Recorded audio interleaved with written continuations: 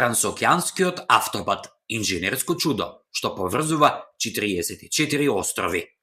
Патувањето меѓу островите традиционално се прави со брод, но тоа не е случај на Флорида, каде 44 острови се поврзани со 180 километри пат. Трансокеанскиот автопат, кој буквално минува и се протега преку отворено море, се смета за инженерско чудо од бетон и челик. Овој пат, кој често се нарекува автопат до морето, го доби прекарот пловечки пат од Hello Tickets, платформа за наоѓање и резервација на искуства и тури за патување.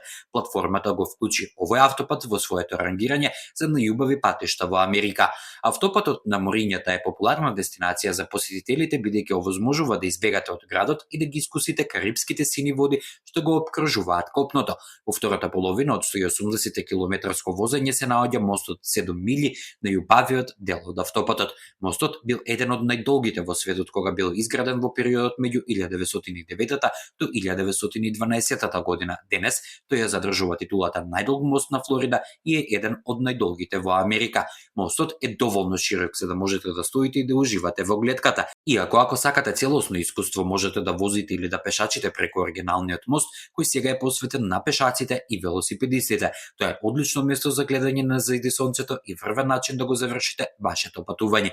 И додека мостот може би едно од главните атракции на патувањето, тој е всушност само еден од 42 мостови кои биле изградени за да ги поврзат 44 острови во близина на брегот на копното на Флорида. Овие мостови и патот им овозможуваат на возачите да патуваат низ отворени води на Атлантскиот океан, Флорида и Мексиканскиот залив.